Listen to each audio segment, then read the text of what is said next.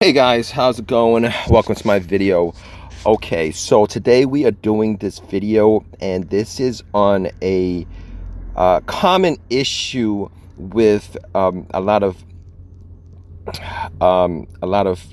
Chryslers, Chrysler 300, Dodge Chargers, Dodge Magnums, and this is pretty much concerning the years of 2008 to 2011, specifically for a lot of Dodge and Chrysler vehicles. Here's the situation. All right, if you guys have this, I would say, situation where you try to start your car, your Chrysler or Dodge, and you put the key into ignition and you try to start it, but you get nothing. Like, it's a no crank, no start issue. All right, that's the issue we're talking about. But if you guys are holding, for whatever reason, you guys hold it there. So sometimes it starts, sometimes it doesn't start, sometimes it doesn't start, and you find out that if you try to start and you hold it in the crank position for maybe an extra second or two, your car starts up. All right, which is kind of a weird situation. It's not quite exactly a no crank, no start situation, specifically in this instance where it would start up if you hold it at the crank position for a second or two. And if you guys are in this situation, if you guys have one of these cars from 2008 to 2011, and you guys have a no crank, no start situation, probably should try to hold it in the crank position for a second or two. But that's not the fix for this. All right, so you guys have this situation, you guys find out that if you hold it there for a second or two and it cranks up every time.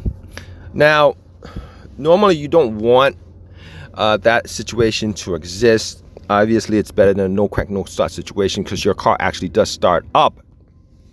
But in this situation, I'm going to give you guys a very, very quick and easy fix for this.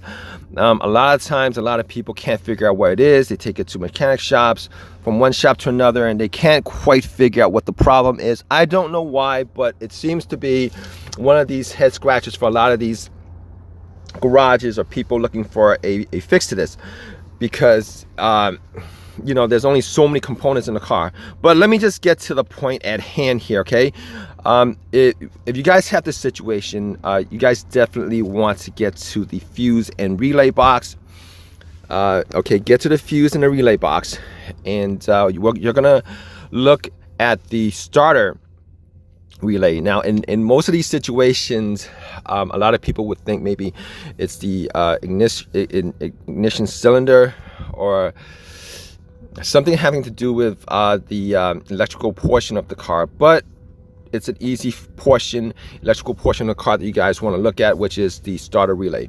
All right, so what you guys want to do, just to troubleshoot this, is what you guys want to do is you guys want to swap out the starter relay with another relay in that box that has a similar relay.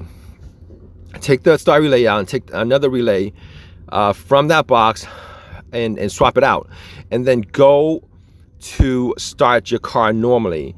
All right, most of the time what happens is, when you guys try to start it, it would start normally. You guys don't have to hold it for a second or two. It'll start up right away. All right, in that instance, you know that the starter relay is your problem. So once you find that out, obviously, just you guys can go to AutoZone, Advanced Auto, any of these auto parts shops, or you guys can go to the dealership and get that another one of these relays, swap it out, and that problem just goes away.